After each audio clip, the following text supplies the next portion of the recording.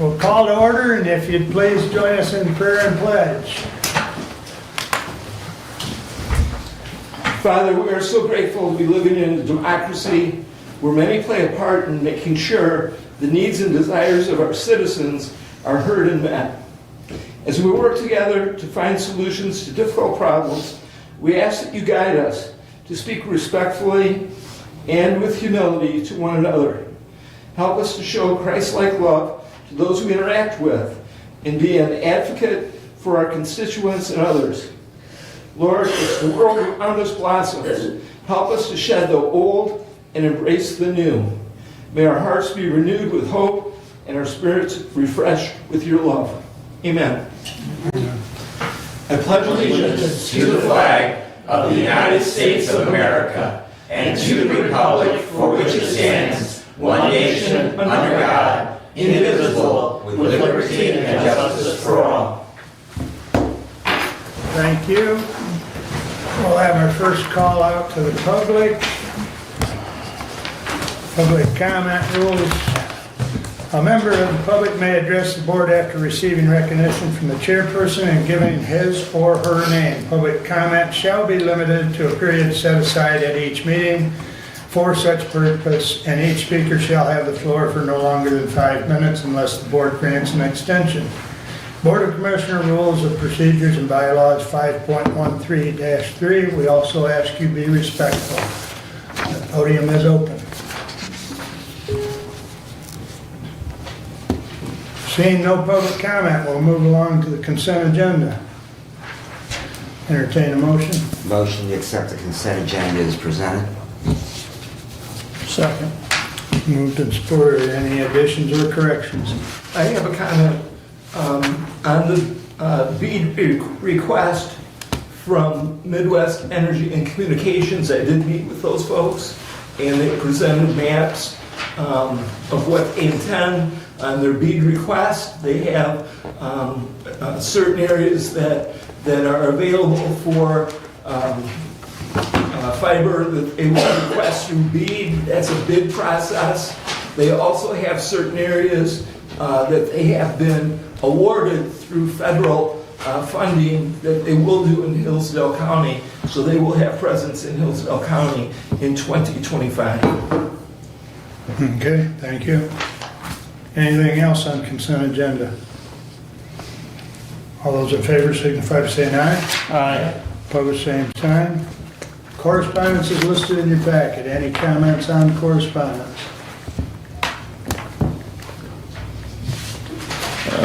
Just to follow up, there was reports there again from the medical examiner, and we had talked, earlier this year about, potentially entering into a contract with Jackson and Lenawee counties, and I had asked for some information on Western Michigan. Any additional follow-up on that or updates on those numbers that we had looked at that had been estimated based on the year prior?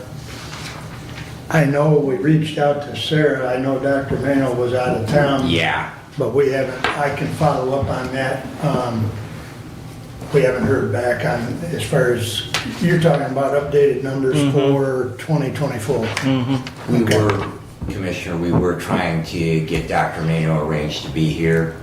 And so he winters in Nevada. And so consequently that he wasn't going to be back in the time frame that we had asked him. So, but the plan was to have him come and be able to answer those questions. And Brad and I have reached out to, to Lenawee to have further discussion with their administrator, but I have not heard back from Kim. So, okay, but I will reach out to Sarah on the updated numbers, but we may have to be patient until Dr. Mano gets back in state. Anything else on correspondence? All right, I'd entertain a motion to approve the regular agenda. Move to approve. Support. Any additions or corrections? Hearing none, all those in favor signify by saying aye. Aye. Opposed, same sign. All right, our first standing order. Good morning, Mary Beth.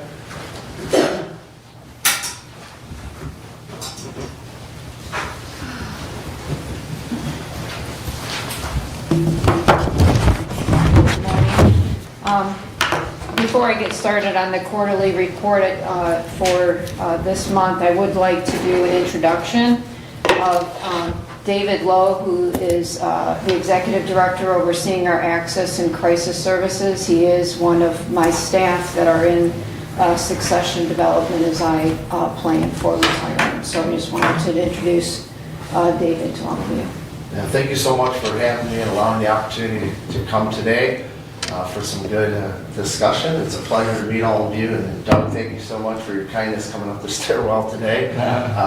Kevin, you had an opportunity on the Health Committee board with you and some of the work that you do. So, and Mark, as always, it's a pleasure as a fellow service member. So thank you so much for having me, and I enjoyed the discussion. Thank you very much for inviting. Welcome.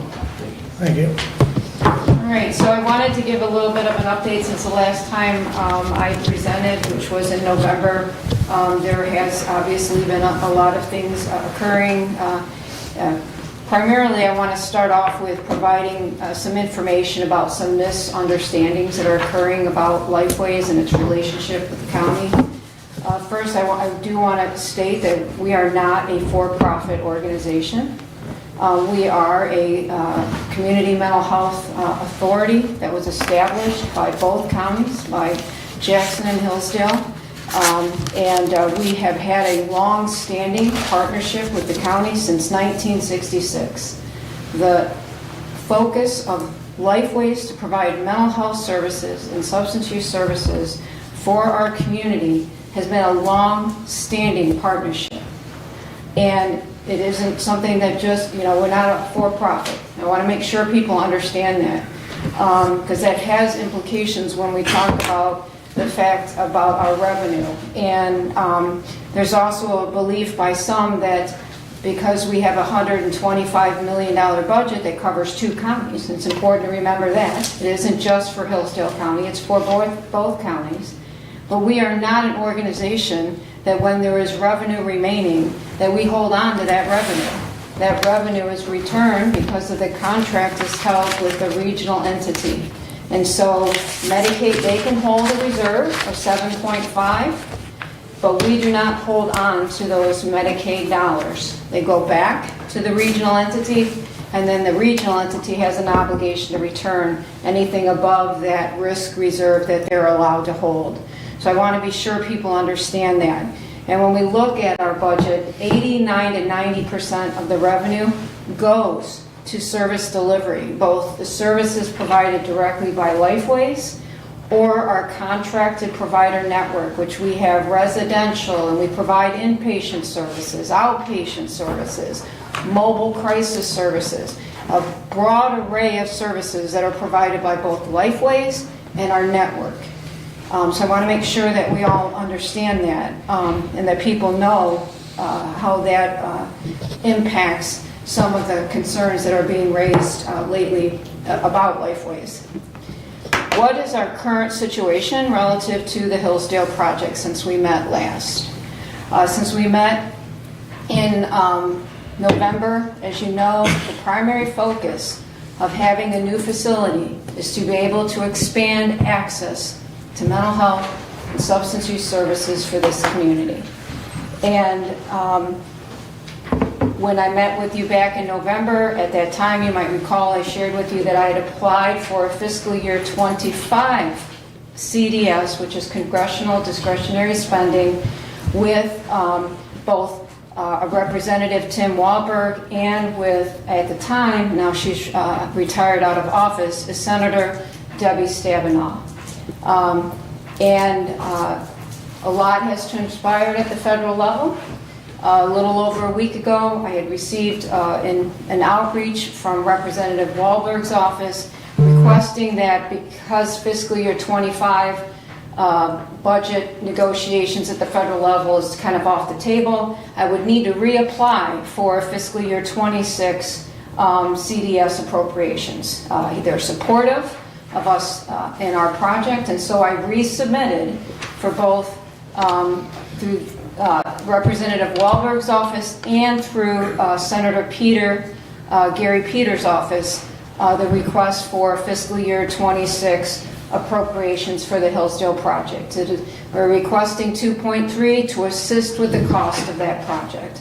More to come because we don't know what's going to happen at a federal level in regards to that. But the fact that both of them are supportive of our project and want to continue to see that this comes to fruition for this community is very refreshing and nice to have that support at a federal level. The other thing that we've been working on since that time has been looking at commercial lenders. So we've had discussions, and we're currently having discussions with County National. The important thing to note is that the current interest rates for a commercial loan is about 6.89%. And so when we're looking at an average cost for the project of $14 million, if you look at that over a 25-year loan, that's about $16 million in interest. Versus if we were to be able to partner with the county on a bond, it would only be 3.25 interest, which would be about $5 million. We want to be good stewards of the Medicaid revenue that's used for this project, and we will continue to look at what our options are. When I shared earlier about the challenge, about how the community mental health across Michigan cannot hold the actual reserves from Medicaid, and that it is the regional entity that is a challenge relative to commercial lending, because you don't hold the reserves directly. It's the regional entity. And so that is why many organizations do partner with their counties around these types of projects. We are doing our due diligence with our board relative to this project, and do understand that there are many things right now in the horizon that we do not know what is going to happen. All of you in this room are very much aware at a federal level that there are concerns about the reconciliation that's being proposed for fiscal year 20, moving forward, a 10-year project, if you will, relative to cuts to the energy and commerce, and what that potentially will mean for our communities. And will be catastrophic if they do $880 million over 10 years. You are talking about reducing people's access to health care, not just mental health care, but health care as a whole. And so we as an organization are evaluating that. I don't have an answer. I'm sure many of you are probably, what do we think is going to happen?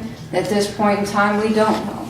But we are evaluating what that implications of that potential will be. With that, that's kind of the update.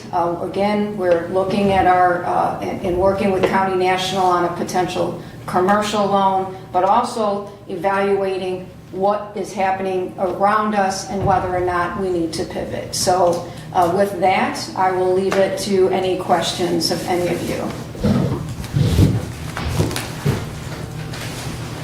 Mary Beth, I know that your Access Center, Crisis Center, has been open in Jackson for a bit now. Do you have any data coming back as far as, part of that impact was to, hopefully keep folks out of the ER, in crisis and then transported, for those 72-hour holds. So do you have any data so far as any impact that that facility is making on the population in Jackson County? We do, and I don't know if you want to speak to that, David, because he oversees that. And since you have the guy here, that's really was the purpose of my question. Yeah, thank you, Commissioner. I appreciate the question. So overall utilization patterns coming into the Access Center, we're talking about individuals either coming in for what we would say a routine request of care and service, or we have those urgent emergent requests that, as you mentioned, the Crisis Center serves. So we saw about a 50% increase of the overall individuals that are receiving services within our community. Our crisis residential unit is serving upwards of a 4 or 5 day alternative to inpatient stay. We're penetrating that. I don't know, what are we, about 100 individuals each quarter that are receiving that long-term care or longer-term psychiatric treatment episode in care. But the reduction is out of the COVID pandemic. What we had seen post-COVID is sustained increases, a steady trajectory of increases for individuals requesting services. And part of that was a high increase of utilization for inpatient psychiatric care units. We saw the state do this.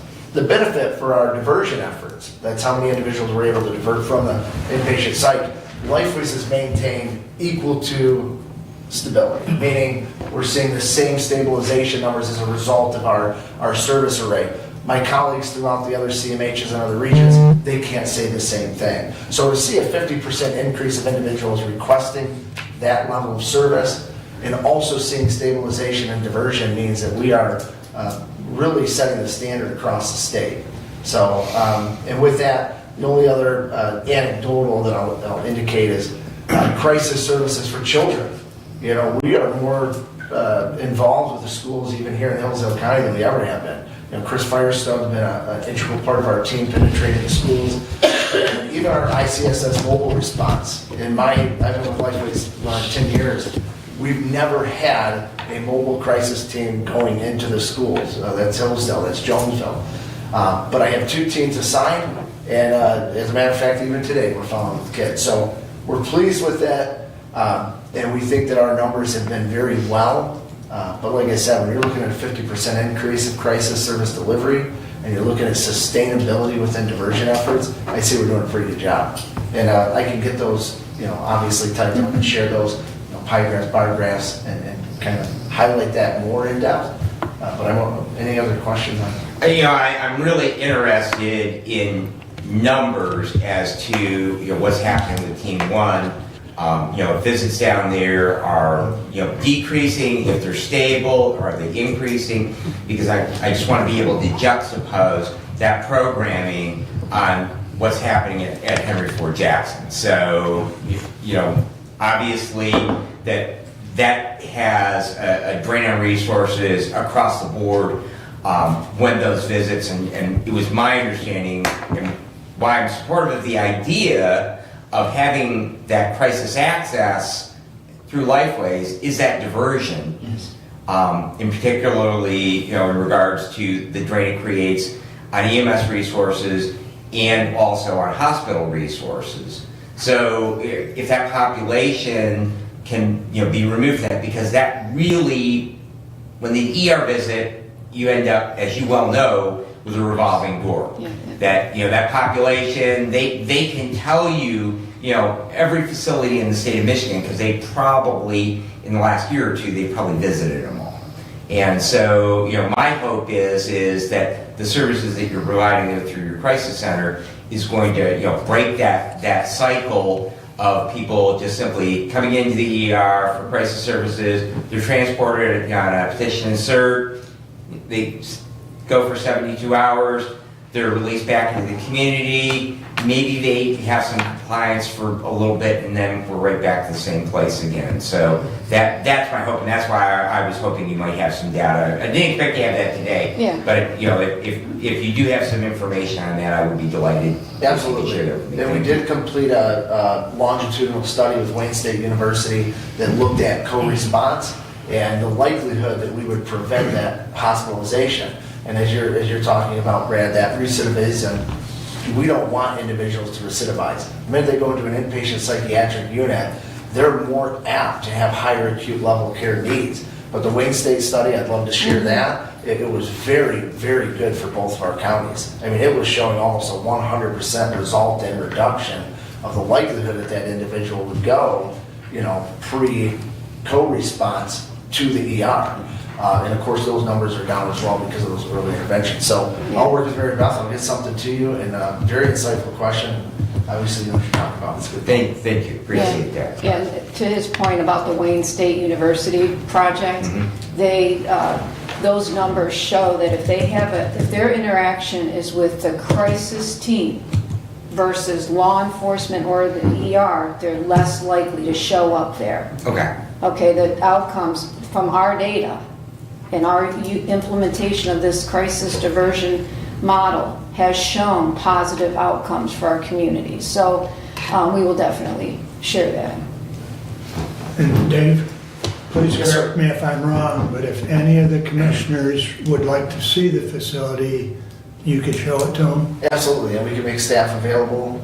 One of the things, as you know, Commissioner Wiley, we do also involve our staff. You know, it's one thing for Dave Lowe to get up here that's overseen program for a number of years, but to see the staff, whether it's a peer support with real life addiction, whether it's a peer with history of suicide attempts, or whether it's staff that entered this field because they just don't want to see children hurting in our schools anymore, it's good to make them available as well. So absolutely, we would tour, but we would let you hear from the staff that perform the work, because that, I believe, is the greatest impact of knowledge relative to the program.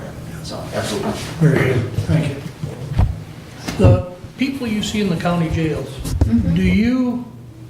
what's the percentage or how many do you see after they get out of the county jail? Because I know while you're in the county jail, it's easy to say, well, I'm gonna go to this program, I wanna, just someone to talk to. How many do you continue seeing after they're released from jail?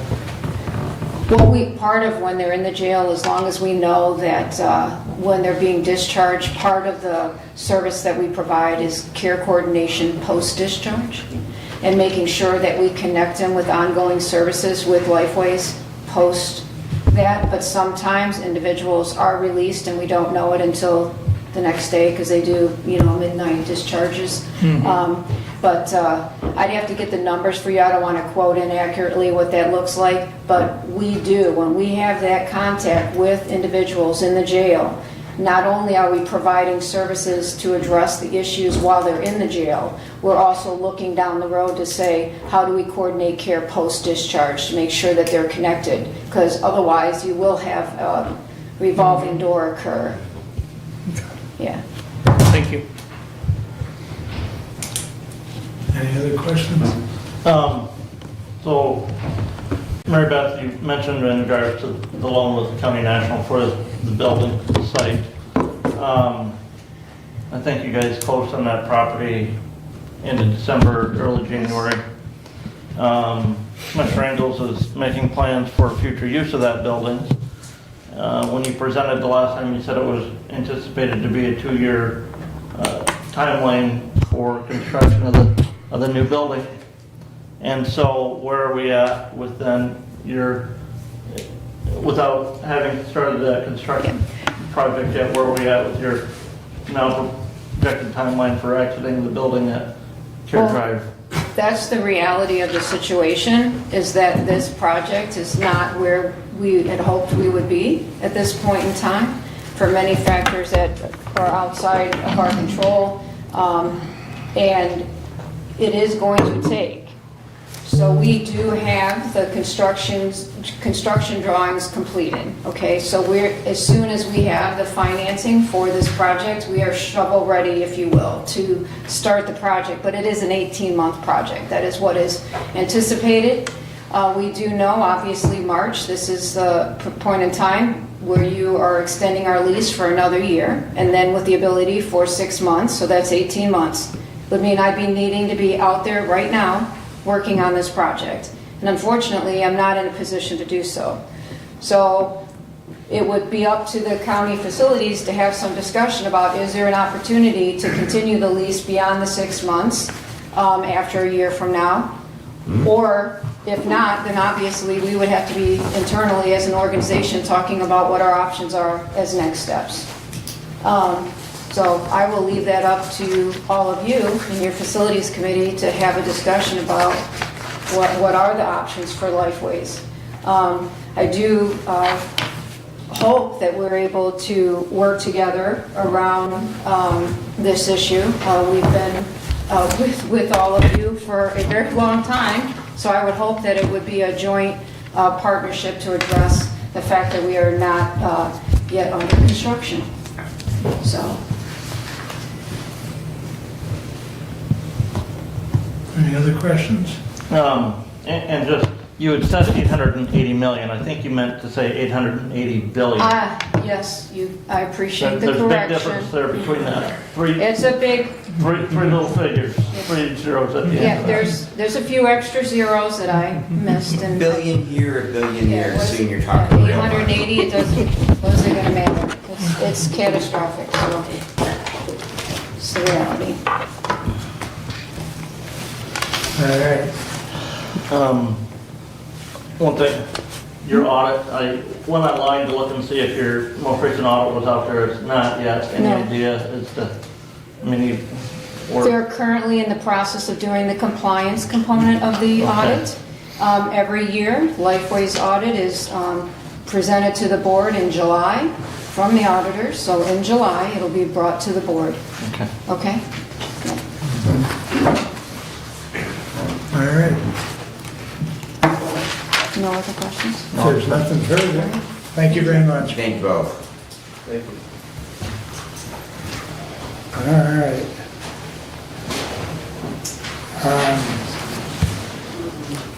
If it's all right with the rest of the board, I would like to move Brad up as next because Kim is patiently waiting. I can do that. All right, Just sit back there listening. Understand, Kim? to my tab. Well, I would just ask him to come up and go through the budget. You all were emailed that out. You've had an opportunity to look it over, and she can hit the highlight for you. And I asked her if she would be here today to answer any questions on that. Okay. So, I was able to get a lot of information ahead of time, so we're not, scrounging around last minute trying to get this done. That's happened in the past. It does have to be into the eGram system by April 25th. So we have a little bit of time. I wanted to make sure everybody had questions, and we can resolve any issues before it got too late and we had to miss a deadline. So as you can see, the overall budget decreased by about 241,000 plus or minus. So that should make y'all happy that that went down. I don't know what our being Hillsdale County's portion of it is this year because it just auto-populates. It doesn't give, when I go to put the information in, it doesn't give me ahead of time, this is what Hillsdale County's contribution is. But it's going to be pretty close to what it was last year. I mean, at most, it only goes up 3%. So it's not a huge jump for our portion of the funding. Obviously, we're going to have a lot of overages from this year. Well, a lot. There'll be a lot of overages, so obviously payments aren't going to be coming in because we already have the money in the accounts. It isn't something that the state takes away just because it's not been used. So it's not like kind of what happens within the county. So it's just there for us. They just don't give us any more money past what our budget would call for. So basically the difference in the account, as I indicated last year, I did not have enough data to provide an adequate portrait of what I believe that we were doing billing wise for attorneys during handling different cases, felonies, capitals, misdemeanors, docket hours, things like that, just because we had just started being required to keep track of all of the billable time. So over the last 12, 13, 14, 15 months now, I have a better idea of how much time is being spent by attorneys in any one of those particular categories. So I was able to make adjustments and adjust it down based on the information that I do now have. So that's why the overall amounts for attorneys went down significantly, and that's basically where the big portion of the budget decreased, was the attorney fees. There were some that were pretty close to what we had put on for last year, so those didn't change. The district court arraignment attorneys, they were only provided monthly. They were still required to bill, but they didn't get to bill for overages like we do with the other ones. But I now have a good assessment of actually how much time they're spending, and they're spending more time than what they've been paid for. And in the past, it's just kind of a wash. They're not stressed out about it, but obviously this year their pay would go up because we know that they are spending more time doing district court arraignments. And that's just, could be the time it takes to get the court on, an attorney there to go over, depending on how many people are being arraigned at one time. So that's just based on a number of different factors. So that one went up, but pretty much everything else went down, or just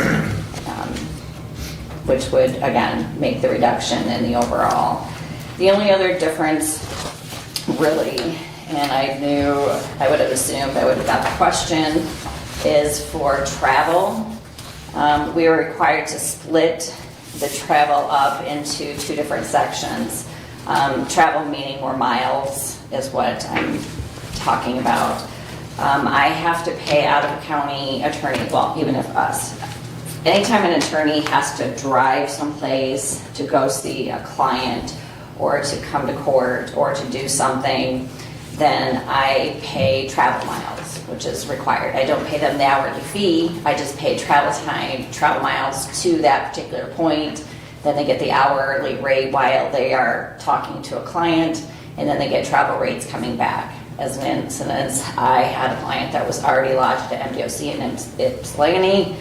In order to see her, I had to drive to Ypsilanti, talk to her, and then drive back. So I got the travel miles, I think it's up to 70 cents, whatever it was at the time, and then my time there. We did have Rachel Dockstader quit. She took a job at district court. So luckily, I was actually able to find an attorney right away that took her place. So I didn't have any downtime in trying to find an attorney, where then Keith and I were overloaded doing the misdemeanor cases, which Rachel was handling. But Katerina is from Adrian, so she gets travel miles. She was handling cases for us, some of our overflow cases for us anyways, so she was getting travel time, travel mileage for that. So we had to separate out a line item for that particular case. So that's why that's in the budget this year. And then we get just like any other county employee, you go to a training, you get the miles to the training, so that was one thing MIDC wanted us to separate out. So that was kind of the big one there. So other than that, I don't know that we're down 240 grand. All right. Kim, one of the things that we've talked about in regards to is backlog of warrants, and way to reduce them is get those people to arrange so the bond gets set on, whether it's PR or whatever, and then so we can work on that backlog. And I know one of the hurdles to getting that done, I've heard, has been having a attorney present, a defense attorney present for that population. So can you help me understand how we're trying to work through that? So what happens, depending on the situation, if somebody is given a citation to appear because the jail isn't lodging, because as you all know, our jail can't handle any more people. They're overfull, they're consistently overfull. Right. So a lot of warrants are outstanding because you can't lodge them. So we have a backlog of people that our warrants are outstanding because I can't bring you in. I can't have you in the jail because I have no place to put you.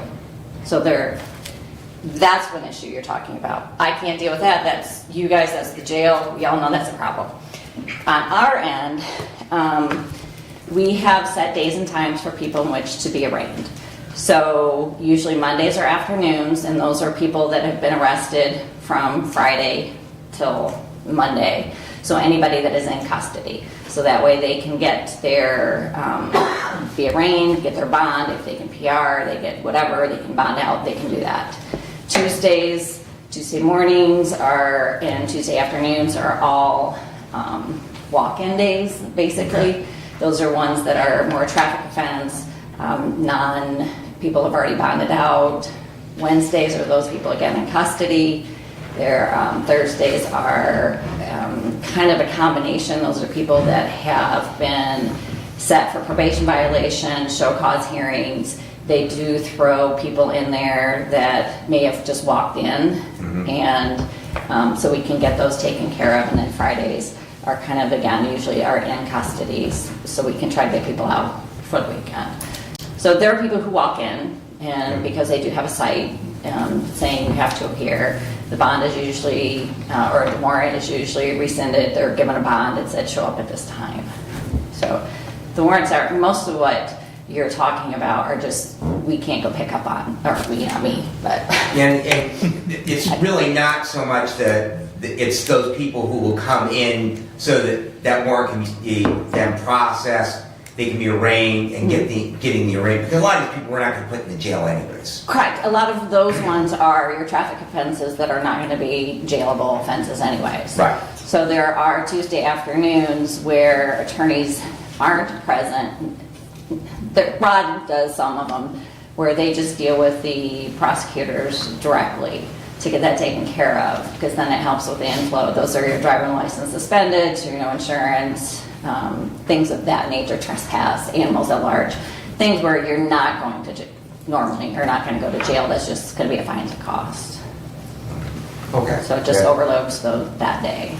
Right. So I just want to make sure that, you know, we're coordinating it. It's really not throwing any shade on your office. I just want to make sure that we're able to coordinate that so we can get those through, because like many things that we do in county government, it's very complex. You know, we hear all the time that, you know, we have these hundreds and hundreds of warrants outstanding. Anything that we can do to process those and make them not outstanding warrant, they may be in the system waiting for final adjudication. You know, whatever's going to happen with that, they're going to plead, you know, they're going to go to trial, charges are going to be dismissed. But if we can, you know, whatever we can do to work on that backlog of warrants, it helps to chip away at that end of the problem. We still are going to long-term have a problem with in regards to the number of inmates that we can house in the Hillsdale County Jail. Because it's, you know, number one, it's very expensive to, you know, add more cells, and it's very, very expensive to house that population. So, you know, regardless, whether it's mental health services, where it's physical health services, and, you know, feeding them, all those other things that go along with having those inmates in our jail, there's a lot more expense to it than just simply building more jail space. So, consequently, that if, you know, that every program that we can do along the way that alleviates having to put people in jail, whether it's, you know, during the process to final adjudication of their case, or incarceration after that disposition, anything we can do to reduce that population helps the county. Right. There, and I'm going to tell you honestly, I've never met him, but we deal a lot, well, because it's DHHS as well, but there are so many inmates that are, and I couldn't even tell you how many. I know we did 5 the other day, or last week, where they've been deemed not mental, or not capable to stand trial. And they're just sitting in the jail, and there's absolutely nothing we can do because there are no beds for them. We can't move them. So now in this particular case, we have 5 people that shouldn't be in jail. They should not be in the jail because they have been deemed not mentally capable of even having a conversation with me that would help them. But we can't do anything because the forensic centers, all of that, they have no beds available. So we can't move them. So there's one of the problems that we have. There are people who are being violated for bond violations, which they need to be, but they're being held, I think, or I won't say more than, but I think they're being lodged. That's a judge's decision. I'm not even getting that. There's a lot of things that could happen that I just don't think are happening. And the biggest thing is that these warrants are outstanding because we don't have a place to lodge these people. There's, you know, they take in violent offenders, and then that's fine. But then we have non-violent offender child support people that are sitting in there for 6 months because they haven't paid their child support, and that's their sentence. So, but again, that's not my decision. I'm not a judge. I can't tell you, you know, that's my job. My job is make sure that the people have an attorney present in order to represent them during all aspects of the representation, whether that's mental health, that's trial, that's pleas, that's whatever, through arraignments, through everything. And we're, excuse me, we're compliant with everything. Thank you. Kim, we've got one new commissioner, and for Kevin's benefit, if you would, just a brief history. We're into this now, what, 5-6 years? And thereabouts? 2018 we started. Okay, longer than I thought. 2018. Okay. But I guess, that came about through the state and the local share. If you want to Right. expand on the local share, really it's set. Yes. So when we started doing this, they did a big research on representation of indigent clients, and so what should be happening and how that should be controlled to make sure that the people are being represented the best that they can, or by the attorneys that the best they can. So when we started, they made all these standards, and we keep adding to them as qualifications, training, all of that to begin with. And so, as I joked when we first started this, is that you guys paid us so poorly when we first started that it benefited you guys. It's now okay for us because we catch up. Is that now our base amount that is required to be paid was based on the 3 years prior payments to attorneys for representation when we first started. So our first budget was like $110,000 back in 2018, and it only goes up a little bit. So now we're at 114, and that's our mandatory requirements. So that's all we pay. Like I explained, I could have a $2 million budget, and the most that we pay for county monies coming out is the 114. Obviously, the rest is tax, and everybody else gets their share from wherever it comes. If we don't take it, Detroit takes it, Oakland takes it, Branch takes it, it goes someplace. But that's how that number comes up. Then each year I'm just required to put in a budget that's based on attorney pay, education, all of these things that were outlined in that budget form. And then they just keep adding to the stuff that they want. And I see in this budget, there's no building expense, but we have, to refresh everybody's memory, we have had money in here over the course of time to, for instance, we built a attorney-client room, I believe, in both buildings, didn't we? Yeah, so the main courthouse, they did renovate the bathrooms and turned it into a meeting room, which has the Zoom technology and the Polycom to do the jail. And actually that's worked out well because all courts are using it, not just for us as a public defender, and it works out, and we're fine with that. We did a closet basically over in district court, but at least it gives us a place in which to sit and talk quietly with the clients, so we're not sitting out here talking about what we're going on. So right now we have a little room it's at least available to us for that, which is one of the requirements, is that we have a quiet place to talk to our people. One of the issues that we had, and I want to make sure that we're clear, I think I saw a plan, I don't know, it was DHHS building or something, and I don't know. But they had the district courtroom, and then they had 2 attorney rooms outside of the courtroom with the doors that you had to leave the courtroom to go into those attorney rooms. That will not work, because I can't take, unless you want to pay for more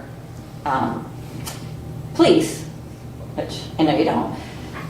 We have to be able to access that room from within the courtroom, like we're doing now, because then I don't have to take a police officer out of the courtroom and move them out, because a lot of times they can't, because you have so many police per so many inmates, and I can't pull somebody out. So they have to be, I was going to email you about this, I have to have access, like in this room, like we have there. That would be perfect. So I can access that room with my client and I can come out and no law enforcement personnel have to move because it's right there. So I want to make sure when you guys are designing new buildings and stuff, That's that good. that you take that into consideration. Because otherwise it's not going to work for us. Or you just have to hire more people to come in and stand while we're moving inmates around, which you don't want to do. Go ahead, Doug. So that's the disconnect from a guy who's drawing the picture as Yes. as an expert, so to speak, and the difference between hands-on someone who's here.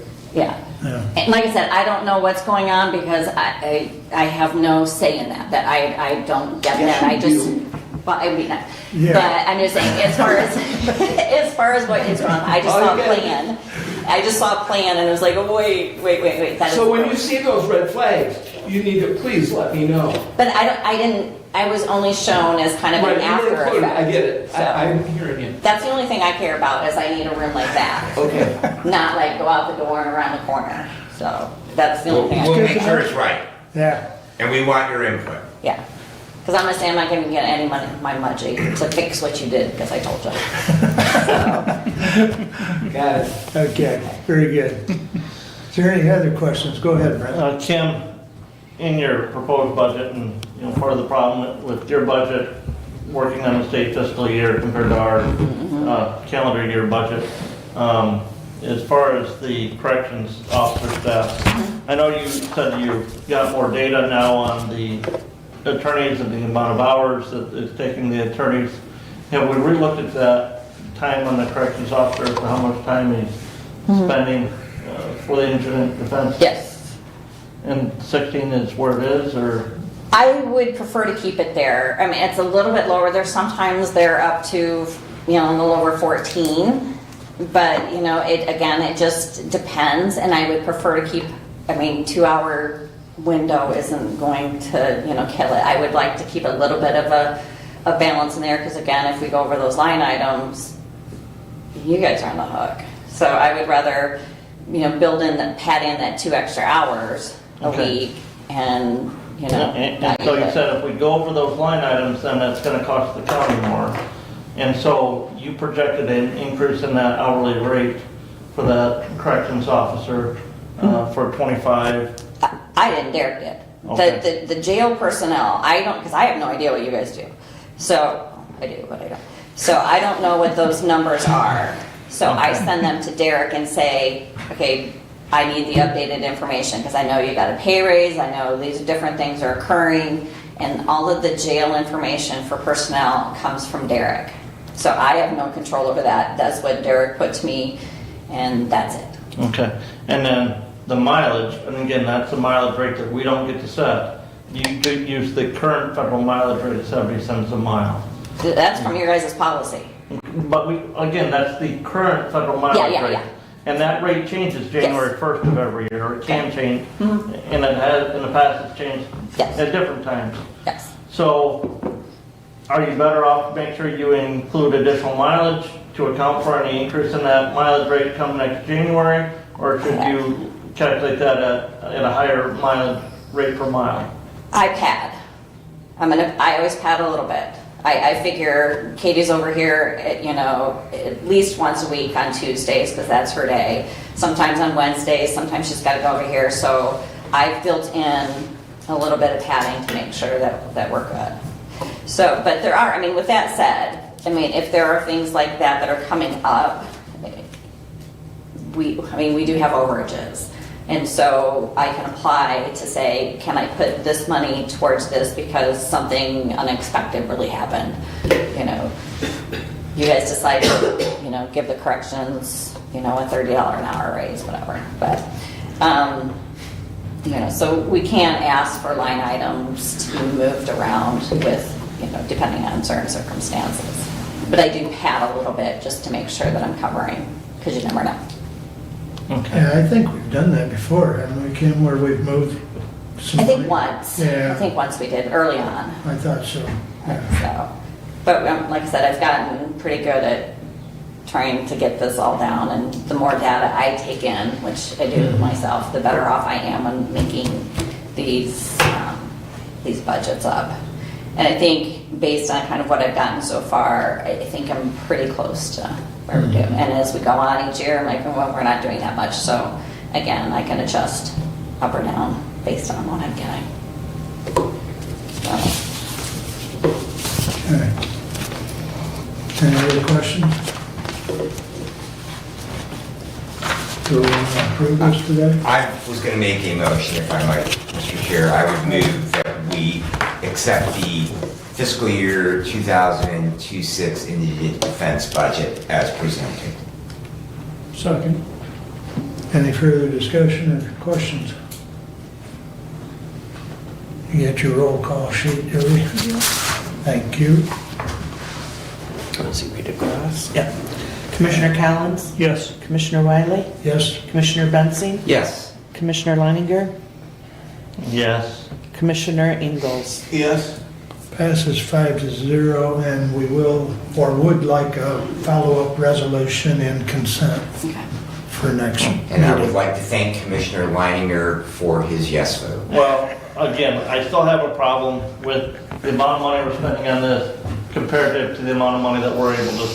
And I know it's limited county funds to spend on indigent defense, but comparative to the total amount of money that we spend on our prosecuting attorney's office, I think we, you know, Again, that's not. I know. That's not Kim's fault. Yeah, I tag out of that one. I'm not in that argument. So we're not an office, which makes it different, because if we were an office, the budget would look a lot different, because we would be able to do different line items. We would be able to do these different things, but we're not. Mm-hmm. So, you know, it's kind of apples to oranges when we're doing, you know, with the prosecutor's office. Some things are the same, you know, the hours spent, you know, on different things. They, you know, they have their own little niche of doing things, but I can't speak for them, so. Kim, to that, of the 83 counties, how many of them have a Office of the Public Defender within county government, and how many contractors we do? Any ideas? I don't know, but to be honest, because a lot of, you run into the same issues, as you can have a county public defender office, but when you have, they also have contracted personnel outside of the office, because when you have conflicts within the same case, like I have a case with 5 defendants. Yeah. So if I had if we're all just one public defender office, I would still have to retain outside counsel, because everybody in the office would be excluded from the representation of the other 4. So there are quite a few that run the same system that we do, and you know, I talked to a couple, and they're like, the counties that we've talked to that have really similar in size and structure is that they actually like the way that we do things. You know, we have it really well set up with the district court judge, and that was with, you know, Judge Lisney kind of started, where we have certain things that we know are not going to jail, so I'm not giving them an attorney, because I'm only required to give them an attorney if they're going to go to jail, or if there's a possibility that they can be incarcerated. So that cuts out a lot of that middleman, and we don't have to worry about that, because otherwise I have to keep track of now case assignments, not just hours for compensation, but beginning this year, we are mandated in how many cases we can take. And so if we're taking traffic cases, that eliminates our ability to take felonies or other misdemeanors. So that really aids in hours for case handling, because we know ahead of time these people, driving a license suspended, you know, your animal at large, you let your dog run, or those are things that you're probably not going to go to jail for. You're just going to be fined. So we don't assign an attorney, and that helps with our numbers for cases. So and the other counties like that idea as well. So, but I couldn't give you. I don't really pay attention. Yeah. To be honest with you. Just curiosity. Yeah. But everybody has outside counsel because of just conflicts that occur. All right. Anything else for Kim? Thanks so much for coming. Okay. Kim. Have a good day. You too. All right, please All right, I will continue. continue with my report. The Hillsdale County Medical Control had a follow-up meeting on March 13th. That was primarily to select a new representative from the transport EMS agencies And there are 2 candidates, one of them withdrew, and so Roland Matthews from Addison EMS will be their representative. Just a sidebar to that is that the 5 EMS agencies, they did express again, they feel that having 1 representative is not a good process. They would like to have each transport EMS agency having a representative voting member of the County Medical Control Authority. When that bylaws were rewritten a couple of years ago, the idea was to make it hospital heavy, and so consequently that the number of voting members was reduced, and that is the reason behind that. So, but they did move forward with that. The 911 board met on the 19th. Rough site plans have been prepared for the 3 new tower sites. Training is ongoing for the new CAD system, and they are still on track for an April 15th launch date. There has been a delay in securing the iPad terminals for the fire departments to have those in their vehicles. I know the IT department was working on that. There was a problem evidently with Apple, and that has created some ripples. Commissioner Collins, for your iPad as well as getting a phone for our new emergency management director. Hopefully, IT, we've been able to resolve whatever issue that is and continue to move that forward. The 911 board also did vote to ask the Board of Commissioners to continue the 911 surcharge at $3 per device that can access 911. We will need to act on that before early summer. That needs to be submitted to the state so that therefore they can notify all of the agencies. I do have a little bit of reservation, particularly in light of the fact that we have asked the public for a millage to pay for the upgrades to an 800 megahertz radio system, and perhaps that we might be able to look at the possibility of maybe reducing that a nickel and doing $2.95 instead of the max of $3. But that will be a topic of discussion, but we will need to have a resolution to move forward on that. That's got to be in the state by July, It's, early July. Yeah, like I say, early summer. Yeah. So we probably want to take it up at our first meeting in June. Yeah, I would appreciate that. No. Okay, very good. Yeah.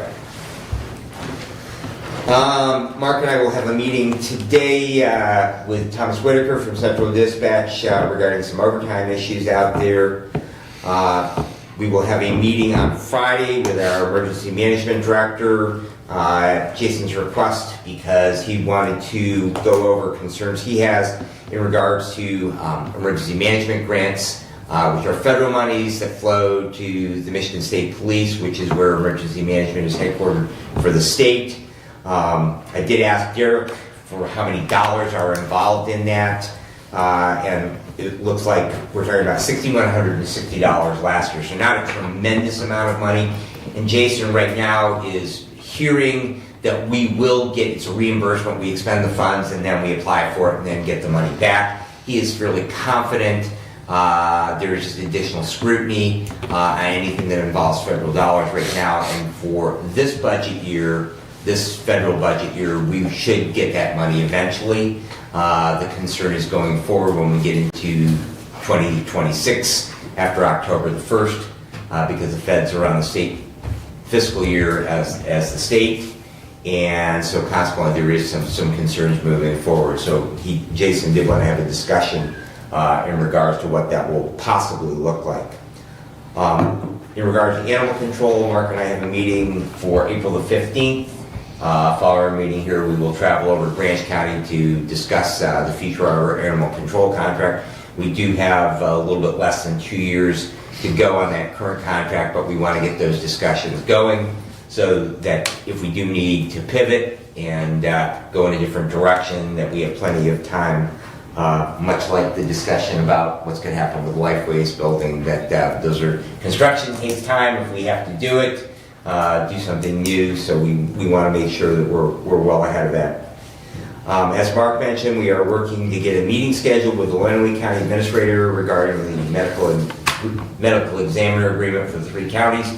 The last communication that we had from Sarah was the possibility of bringing in a third party to help mediate that, And I think before that we do that, we want to find out clearly with our partners over in Lenawee the direction that we want to take in regards to that. I did want to remind all of our department heads that they need to view and acknowledge to the finance office that they have seen the ESTA webinar. I have not done a follow-up. I will check with Derek's office and make sure that we are getting close to and perhaps get some reminders out to individuals before we reach the end of the month. That is due in his office on April the 1st.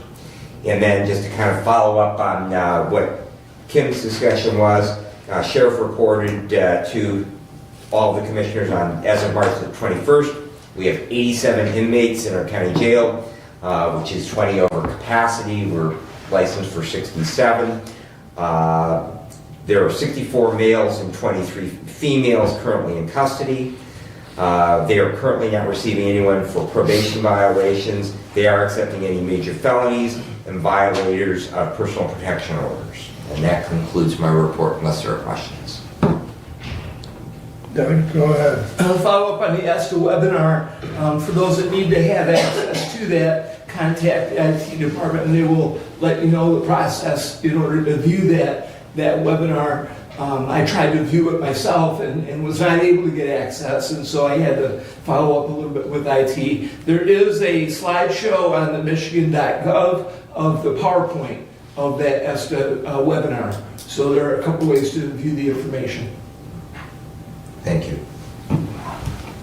Yeah, I think that hiccup is it's on our interweb and we can't access the interweb. Well, it's you got to know how to do it. Okay. Any other questions for Brad? Hearing none.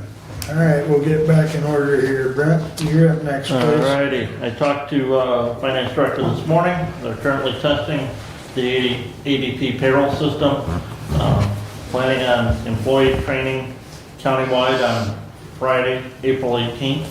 That recording will also be, that training will also be recorded so that if an employee can't participate, they can watch.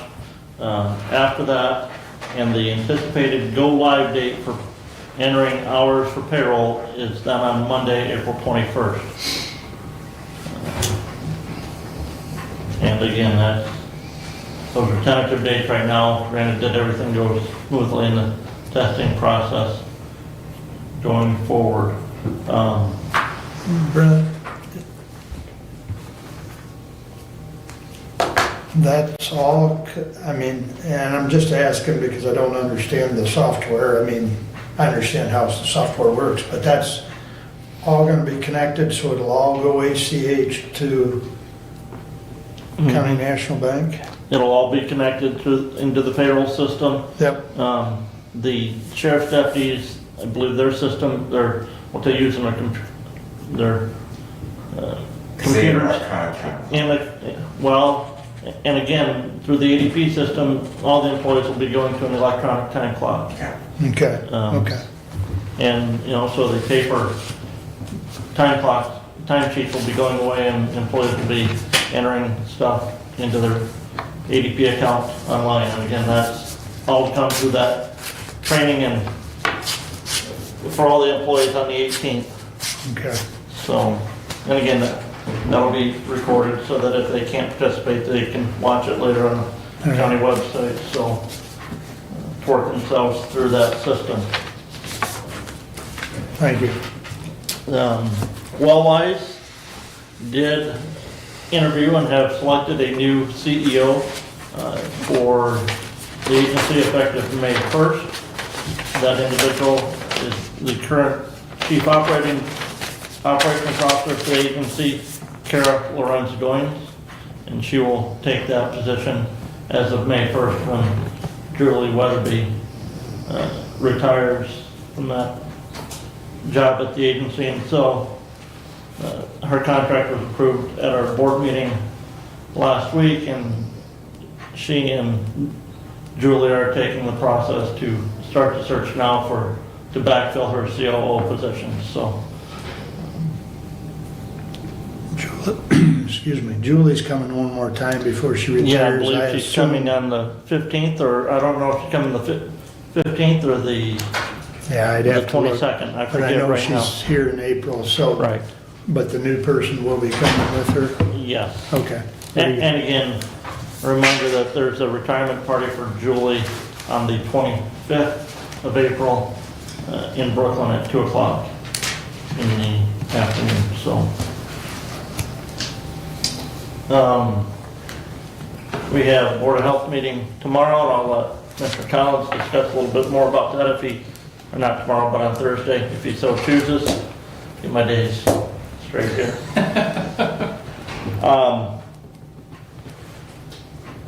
I was asked by Tim Dixon about possibly attending an overdose fatality review committee meeting. Commissioner, you said you were not aware of that, and it sounds like it's something that's been started here fairly recently. He said that there are representatives of the medical examiner's office there as well. It's not one of the, current committees that we have as our approved committees, so I bring that before the board if we want to decide if we want a commissioner to attend that. And if we do, if we want them to be paid the committee work for doing that. So they meet, their next meeting is on the 18th at 8:30 a.m. at the MDHHS. I would be happy to make a motion that we add that to our list of committee assignments and that Commissioner Reiner be appointed to represent the Board of Commissioners at that body. I'll support. I'll just say I will too. Careful what you ask. I was waiting for my name to come up. That's one of those things that, Any further discussion on the motion that's on the floor? All in favor signify by saying aye. Opposed, same sign. We'll look forward to your report after that. yep.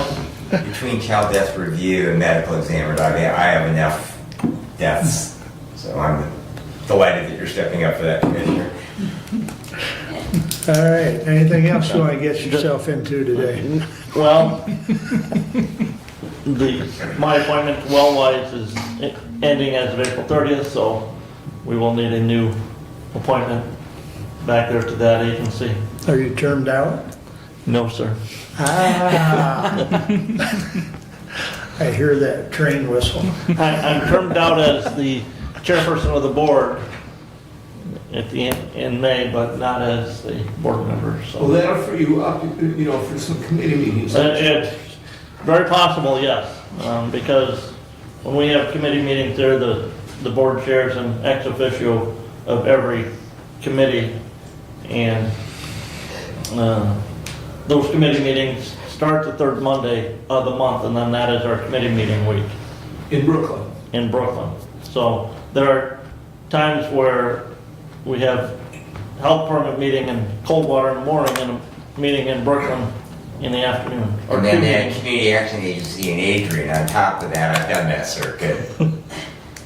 So the good news is you're kind of used to this process. Yeah. You know it.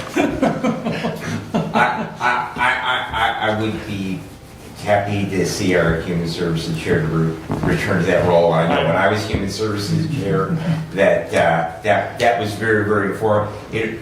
I know there is an issue, however, Commissioner, with serving on both the senior board, I believe, and the Wellwise board. I think that Yes, that's the issue. That's the issue that the Human Services Chair, who serves on The as our Senior Center representative, the Board. Senior Center Board, Right. is not our appointment to Wellwise, that the Vice Chair is Because of that conflict of interest. So it is nice to be able to see how all those services dovetail, because we have two agencies that are providing services, but they provide very, very different services. So yeah, unfortunately, I do recall that is a problem with having the individual on both. Unless we did a swap. Well, and I think that's what Kevin's doing senior center, correct? Yeah, So, but you are correct, it could be a swap. yeah. And I'm only 3 months into it, and I'd like to get a little bit more knowledge Okay. about senior center, so. Not ready to I mean, if I had 3 years in it, that'd be a different story, but. They do have cookies, right? They Yes. usually got snacks of some kind. So, that concludes my report. Anything else for them? All right, Doug, your turn. Thank you. I attended Hillsdale Township meeting after our first meeting of the month. They do have, if anyone listening in the audience or on YouTube is a resident of Hillsdale Township, they have an opening on their Township Planning Commission. Please contact the clerk at the Hillsdale Township office. Hillsdale Township Spring Cleanup is the first Saturday in May, which is at the fire department, and that is, I believe, May 3rd. For parks, the community center grants are being pursued by Park Director Mike Wertz. And remember, commissioners, we do have a joint meeting with the Parks trustees on April 22nd, 10 a.m. in this room. So, Yes. Doug, if I may, that's also our regular meeting, but we will treat it like a standing order that will move to that joint meeting at 10 a.m. Right, and both the commissioners and the trustees will be in session at times, so there does need to be proper public notice, and it will be a regular business meeting for the trustees as well as the commissioners jointly. Very good. Thank you. From the road commission, the scraping is being done as much as possible on the gravels, dealing with the muddy roads, the coal patch as well as much as possible with the weather. Camden Road was discussed at length with the deep potholes and the ruts caused by the buggies. They're looking at different technology to fix those ruts. They're in terrible shape. And they have a consultant that is coming in from Pennsylvania where they have shown some success in strategy and techniques in how to deal with the ruts. It will be a multi-year project and that process, and that is something that has the road commission's attention, the terrible condition of that Camden Road coming out of Camden, going east, I believe, about 3 miles worth of road is in very bad shape. Well said. Commissioner Leininger would say that there's a lot more than 3 miles. Okay, there you go. And I would add, I think it's not the buggies, but rather the semis that serve those farms along there, that they all have loading docks. They have a significant amount of truck traffic in and out of there, whether it's feed or hauling pumpkins out or hauling pallets out or materials to build pallets, and that it's probably a road that was not built for that kind of semi-traffic with base underneath it, and especially at this time of the year, it just... I would say that Camden Road, and it's not Camden Road, once you hit the village limit, but whatever, the Bell Street. Bell Street is worse in the village limit than it is just outside the village. So in any case, the road commission is giving attention to that section of road, trying to do what they can. You know, there's a lot of roads in the county that need attention, but this is one in particular that was discussed at their last meeting. And Brent's dad, the road commissioner, Gary Leininger, was at the Camden Township meeting, and they had discussion with him as well. And so I'm sure he took back the concerns from the township. And Chris Dewey, the clerk, had indicated she had received phone calls from the Amish that they had a horse or two injured because of the holes. So, you know, it's gotten to the point where it's critical. Yes. So I did want to mention that to the commissioners. Frost laws will be taken off March 28th at 7 a.m. That has been announced. From the Facilities Committee, the front of the court has a men's bathroom that the floor has been retiled and new stalls, so that's been brought back up to good condition. If you recall, in that men's bathroom, the tile was lifting, and due to age, the 20 or 30 years that tile has been there, the glue just disintegrated to a point where it needed to be completely retiled, and new stalls were done at the same time.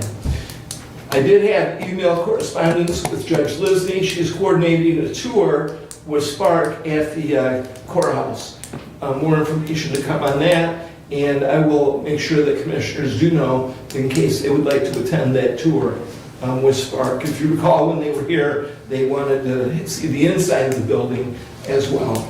And So I appreciate that, Doug, because that was actually brought up at Sparks board meeting last night while I was there, and I told him you were working on it, so. yeah, so more to come. As soon as I know, we'll get those dates out to everybody. Good, good.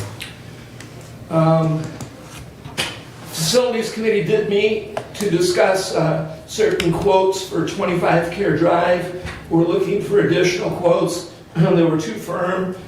We outreached full construction as well to try and find an architect and engineer. No luck with that, Commissioner. However, there was outreach as well. The Lifeways architect was provided by Commissioner Wiley. There was outreach there, and we'll see where that goes. There was a third architect, and I cannot recall where he was from, that did come out and look, and will be presenting, I believe, a quote. So we're working on trying to get some more numbers, together before we're ready really to bring before the facilities director is ready to bring to the Board of Commissioners his recommendation. Michigan Works Southeast had a joint meeting with Workforce Development Board. Very interesting. Each county manager of the 5 counties had updates on what's going actually on in their county. Michigan Works Southeast is very active, and Sandy, appreciate the time we spent there as well. The Materials Management Planning Committee will meet this Thursday in this room, 6 o'clock to 7:30, and we will work on the bylaws, and we will try and get the first year of the work plan completed. And that's what the desire is of Eagle, to come up with year 1. And we will be working on that on Thursday. That is open to the public, and we welcome public input and comment on the materials management plan that we're putting together. There's 9 members of that committee, and each is doing what they can to contribute and bring their information. We have transfer members from different transfer facilities, and so it seems like this is really working forward in a good fashion, and I expect that we'll get that year 1 plan done. City of Hillsdale, the BPU will begin flushing hydrants on March 30th, and that completes my update for this moment. I welcome any questions if you may have. Go ahead, Brett. More comment, Commissioner. I did see that Ransom Township did complete the upgrades on their transfer station, and they will open that schedule for business. I believe their schedule runs April through October, and but they are all set to go. They have left to do is set the tubs underneath the new roofs that they were required to put in by Eagle. Thank you. Commissioner, regarding the Material Management Planning Committee, I know we had talked, originally our committee is authorized under the resolution that we passed to be the 10-member committee, and I know you've talked to Eagle about the variation to allow us to only go to the 7-member committee. Do we need to revise that resolution? Ultimately, yes. Let me have a little leeway before we actually do that. We will discuss some of that on Thursday. We still need an environmental. I know you sent me the tip on the conservation as a representative. Because I believe Mr. Clark is an environmental. Yes, Mr. Clark is. We do need one more. We've been looking for the that second member, which would replace the requirement for the Regional Planning Commission member. And so we're moving forward, give me a little leeway before we do the resolution that ultimately we will have to approve. Once the year one plan is completed, that will come to this body, and that would be the time that we would make any adjustments, I believe. And I would suggest that we make that change and we just say either the 10 member or the 7 member, as allowed by Eagle. Yeah, when it's time, we can, wasn't it 11 member, I think? I think it's the statutory is a minimum 10. Yeah. So we will move forward as we can, and we are, intention always is to be in compliance.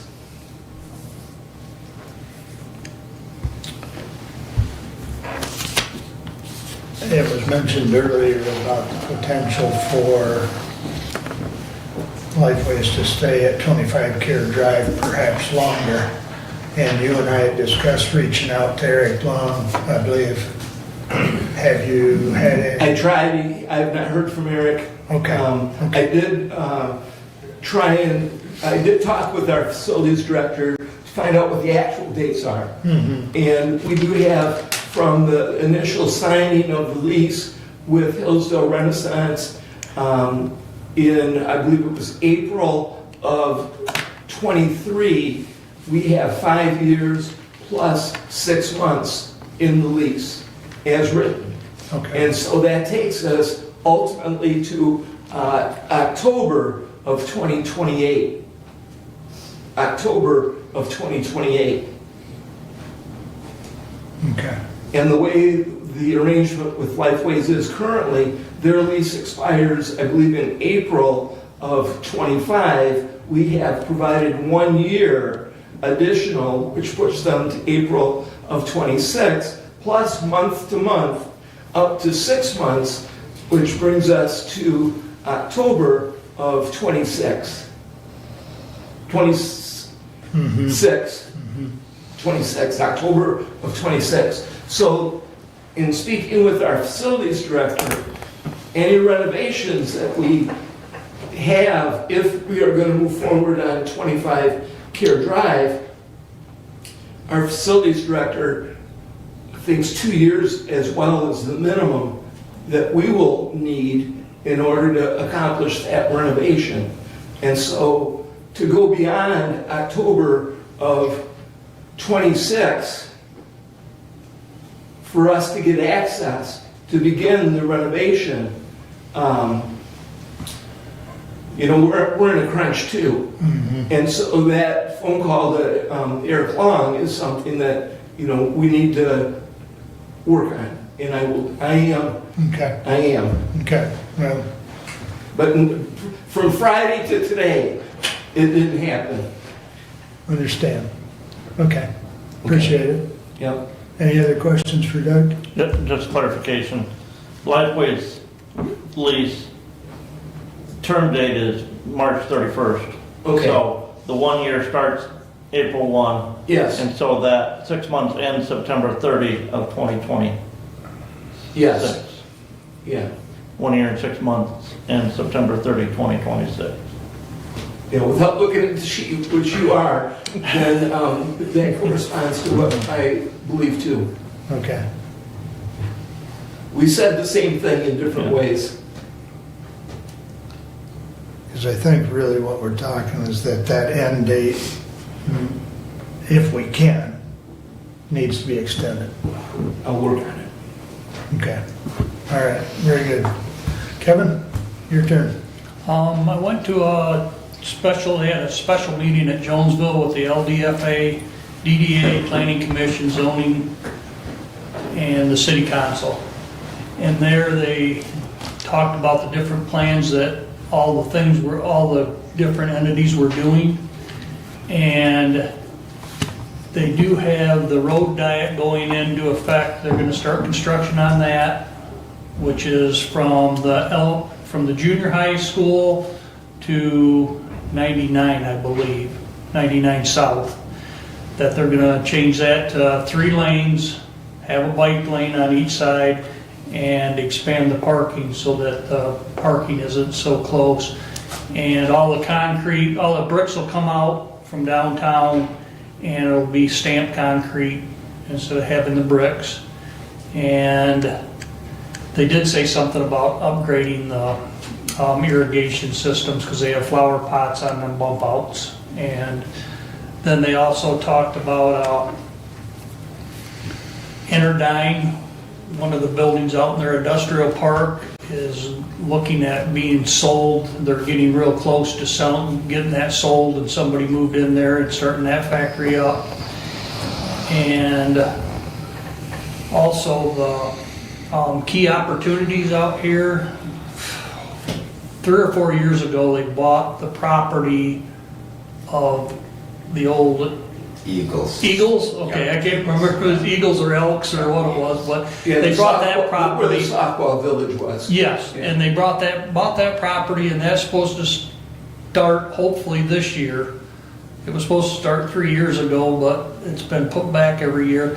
But they're expecting it to get started with a few houses, and it will be more for training for their people, handicapped, and they'll have, supposedly they're gonna take the old building, from what I remember from years ago, and turn that into a cooking place so they can learn to cook for each other, cook for themselves and stuff like that. And then at the Health Service Network, the guy from the hospital, John Roberts, I believe, He's in Robertson, the health department. yeah, no, John From- used to be, but he's been with the hospital quite a while now, probably. yeah, he's with the hospital now. They did a survey there at the hospital, and people coming into the emergency room or just coming into the hospital, they asked them to fill out surveys, and they surveyed 1,039 total people, and they got a pretty good age group, because this time he did it so that the younger people who like their cell phones can get on and do the survey over that. So from 18 to 26-year-olds, they got 170 people to do it, and that was the same with 36 to 45 people. The 65 and older, they had 240. It is a very good survey. It is on their website. I won't go through everything because it's very lengthy, like 85 pages. But it is on their webpage if you wanted to look at it, and it's just very interesting. It's trying to bring more services and what the public needs, and that's what the survey's about, what the public would like to see in everything, and specialties and stuff like that. And they were talking that right now people are waiting 2 to 3 weeks to see a specialist, and normally after 2 or 3 weeks, whatever problem you had's gone. So they're trying to speed that along and get more people. And then at the Board of Health, they are, the only thing we had from our last meeting, we talked about it, but this time I met with the Finance Committee, and we are moving to the full board, painting the Three Rivers office, and we'll vote on that Thursday. And DHHS, they had, at the time of the meeting, they had 87 foster children. They still only have 10 homes, but they do have people where they can call if it was Christmas morning and say, hey, I need a placement. They can take them there for the weekend and have a spot for them kids. And they always need donations. If anybody wanted to volunteer, there is a licensing thing that you have to go through to be one, but they are looking for people to step up and, want to take kids in. And they're always looking for donations, and they do have a backpack set up and that have blankets, and they do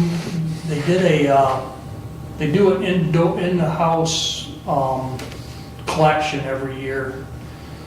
so that if a kid comes in and needs shoes, they can go down and get them shoes or something, and that's where the donation part would help them. Because there's, they come in with no shoes at 12 o'clock at night, and they'll go down and get them shoes before they set and take them to someplace. And that's all I have, unless there's any questions. 87 is good. 87 kids in foster care is good. I remember we've been 140. Was that was Branch County's number? Or our number? Our number, I believe. Okay, Yes. okay. I just wanted to Yeah, 'cause clarify. I'll note, I've got DHS meeting on Thursday, so I haven't looked at, I know they sent out the packet, but I haven't looked at it yet, but, yeah, that is, because we were, probably a year and a half ago, we were 130, Yeah. so yes, I agree. Any other questions or comments for Kevin? All right. As I indicated earlier, I was at the Spark meeting last night.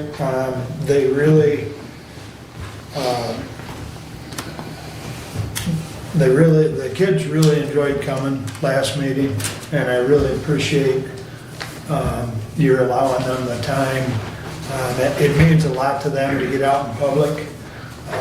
The ones that did speak really appreciate that opportunity to, speak to a group in public. And they were hoping they could come back at a later time with maybe some other project. One of the things they mentioned is they've been down to the park quite a bit, and hopefully, some work will be done there this summer, and as the flowers bloom, they were hoping maybe they could come back and do a presentation on the park. So we'll see if we can fit them in at some point, but I think that's really good for that group of... They might do a presentation on the park for the parks trustees. Well, that'd be You know good. that, get that to them. Yep, I can mention that to them. And they had, speaking of numbers, they had, let's see, where's Cindy's report here? They had they're up to 106 total participants, I believe. Somewhere here. Yep, total class participation for the month of February was 106. Now that's in a variety of programs, being the photography class, the cooking class, the art class, hang time garden, book club, Bible study, and cardio drumming. So they've got quite a variety, and not everybody attends every single one, but so it's a good program. We do support them through that mental health millage. And they have worked with Lifeways extensively as far as helping them get reimbursed through Medicaid on some of the things. They've even got, now they've set up some respite. So it's really, and as I said, I got DHS and Medcare on Thursday, and I just received an email from REU. Their board met last night, I believe it was, and they've worked through the billing that Hudson sent, and they're gonna have a meeting with Hudson, the two entities, so they're talking.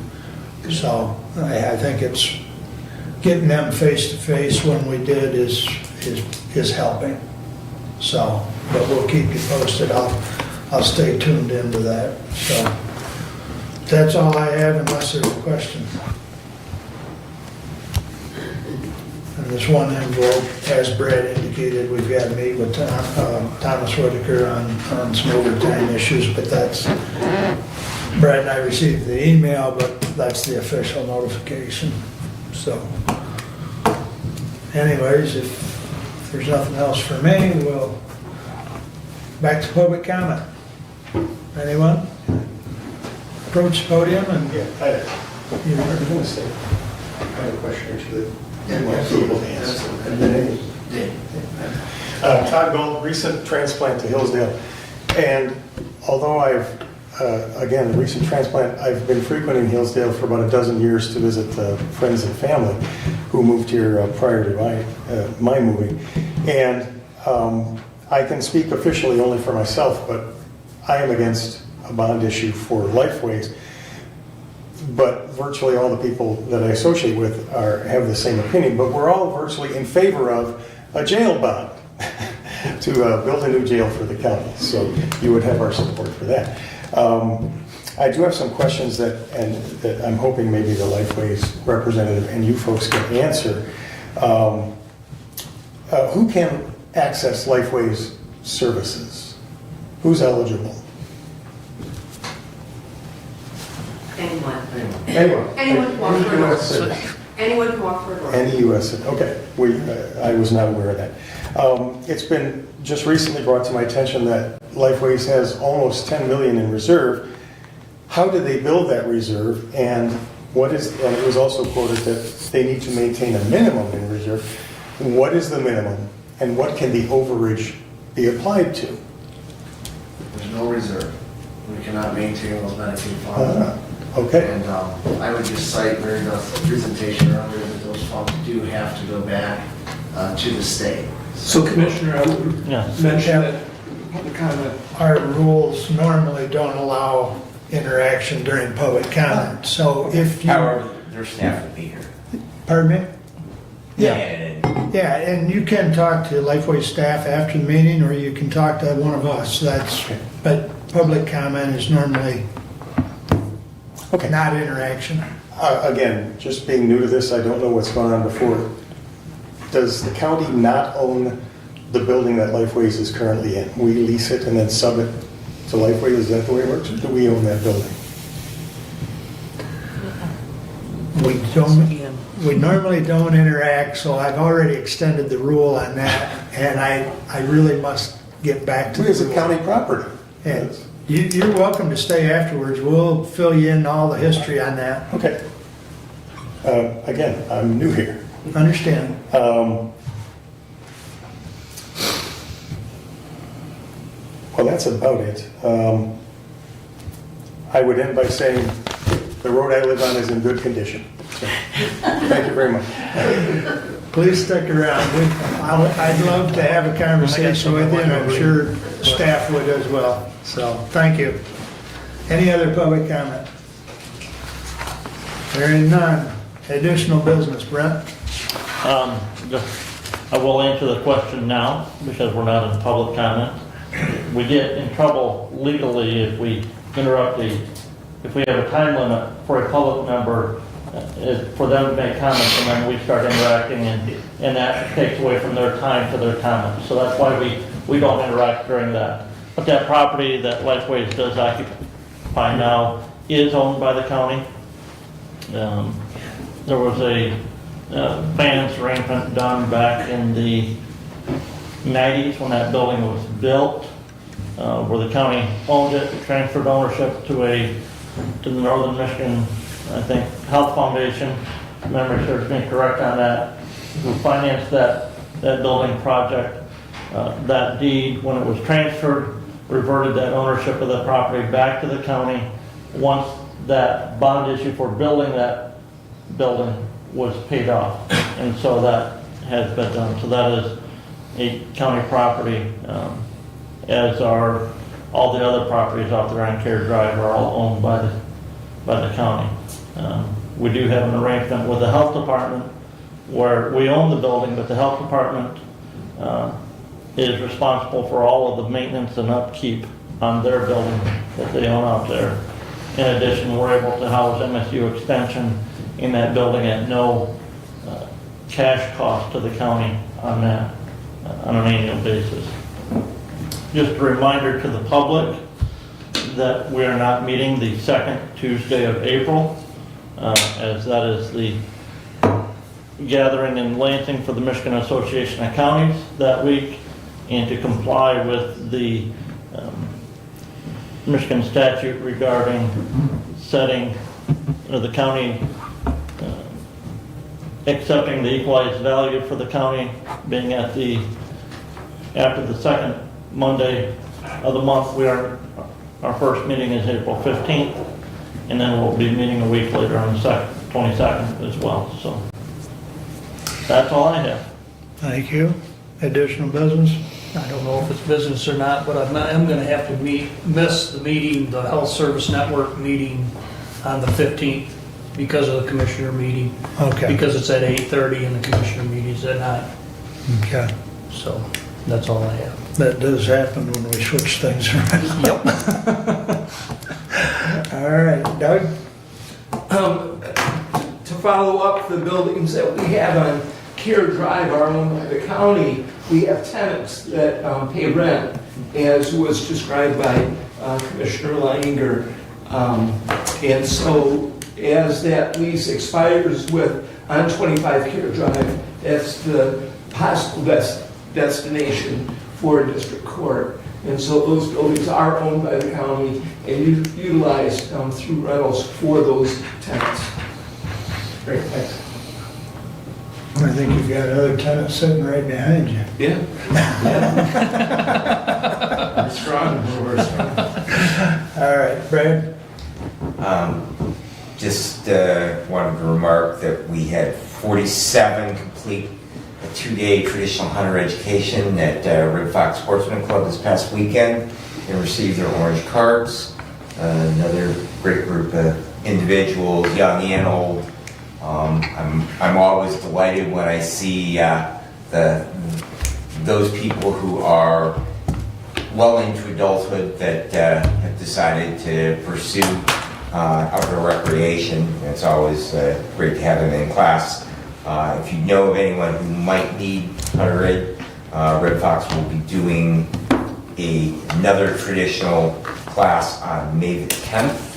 It'll be 1 day, so it'll be an 8-hour class. That's at a facility out on Mosherville Road.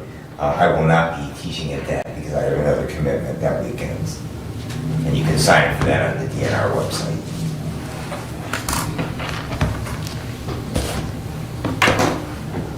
Anything else? That's it. Okay. Speaking of hunting and such, the County Farm Bureau is holding a deer management forum on April 4th. I believe that's, I'd have to look it up, but I believe that's at the That's Conservation at the Club. Hillsdale County Conservation Club. That's what I thought. Thank you, Brent. I believe that's set for 9 a.m. is what I've got on my calendar anyways. Deer population, not just in Hillsdale County, but in the state is at critical mass. And I think I've mentioned before, we've gotten extra permits for not only crop damage, but for deer management permit. And it's 2 different times that they do that, but that's just one of many ways that we can help manage the herd. But the one wheat field of ours I drove by the other day, there was over 20 deer, and that's just the ones I could count, not mentioning the ones that were peeking out of the tree line as the sun was setting. So, yeah. Anyways, that's all I have for today. Thank you all for coming. We're adjourned. Yeah, did you get that? I think that's all I got.